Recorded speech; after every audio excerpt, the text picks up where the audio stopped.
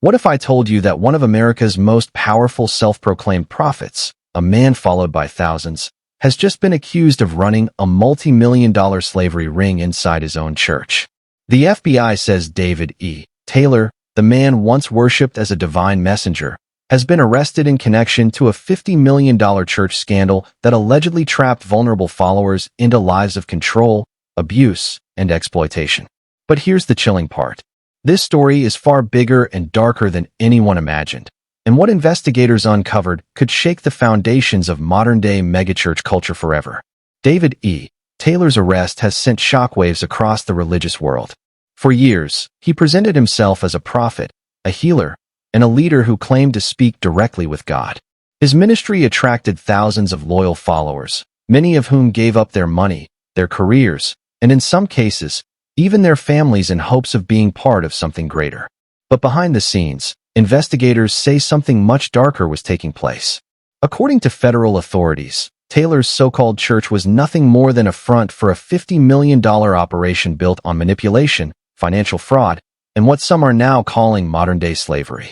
Allegations range from unpaid labor and psychological control to lavish spending on luxury cars, designer suits, and multi-million-dollar properties, all while followers lived in poverty and fear.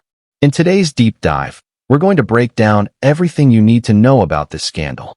We'll cover how the FBI launched its investigation, the shocking testimonies of former members, the money trail that led to Taylor's downfall, and the possible prison sentence he could now be facing. Stay with me because this is not just the story of one fallen leader. It's a cautionary tale about blind faith, power, and the devastating cost of unchecked authority. And trust me, by the end of this video, you'll see why this case is being called one of the most explosive scandals in modern church history. To understand the gravity of the scandal, we first need to look at the man at the center of it all, David E. Taylor. Born in the 1970s, Taylor grew up in a modest background, far from the luxury he later surrounded himself with. According to his own accounts, he experienced a life-changing vision of Jesus Christ as a teenager. He claimed that this encounter transformed his life and set him on a divine mission. That story became the foundation of his ministry, and over time, it would be repeated, dramatized, and broadcast to thousands of believers who saw him as chosen. Taylor began preaching in small gatherings, often blending emotional sermons with promises of miracles, healings, and direct encounters with God. His charisma and bold claims quickly drew attention.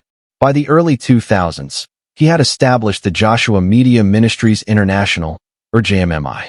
From the outside, it looked like a powerful spiritual movement dedicated to prayer, revival, and spreading the word of God. But behind the curtain, former members say JMMI was more like a cult where Taylor's word was absolute, and questioning him was unthinkable.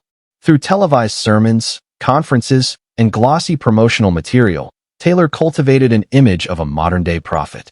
He told followers that he regularly had face-to-face meetings with Jesus and even visited heaven. These extraordinary claims weren't just spiritual teachings, they were powerful marketing tools. People desperate for hope, healing, and meaning were drawn in by the idea of being connected to a man who claimed to have a direct line to God himself.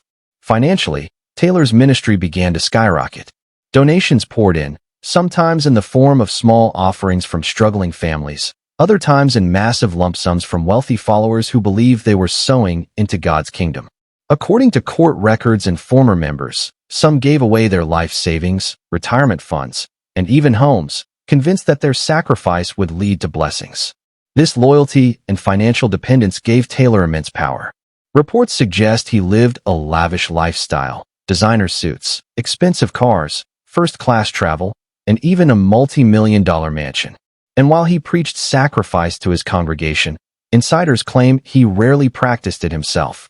Instead, his wealth and influence only continued to grow.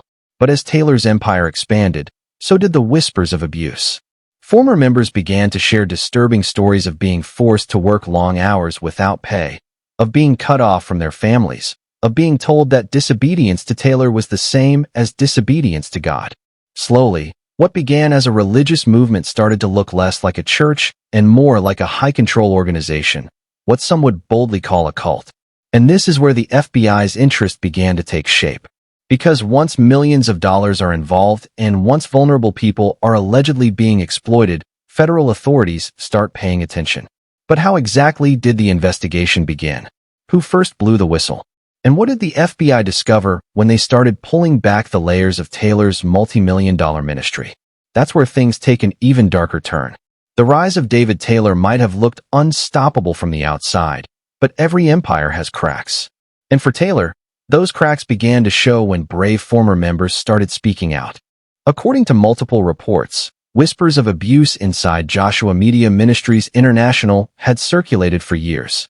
Former followers described being overworked, manipulated, and forced into silence through fear of divine punishment. But for the longest time, these testimonies were ignored.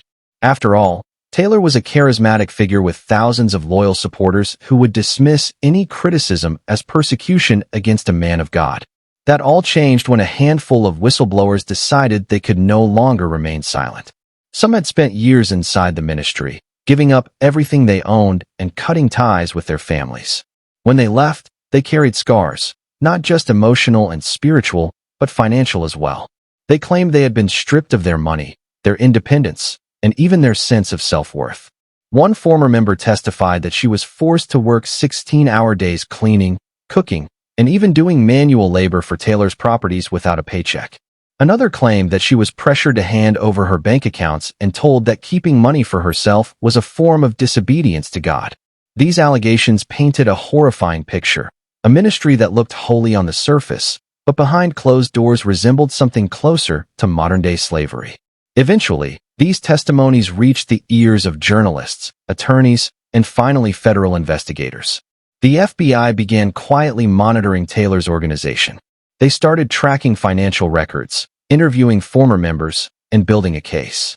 What they uncovered was staggering. According to court filings, the ministry was allegedly operating as a $50 million empire fueled by manipulation and fraud. Donations that were meant for God's work were reportedly funneled into luxury spending, high-end cars, designer clothing, lavish real estate, and expensive travel. Former members even claimed that Taylor used ministry funds to pay for cosmetic surgeries, spa treatments, and other personal indulgences.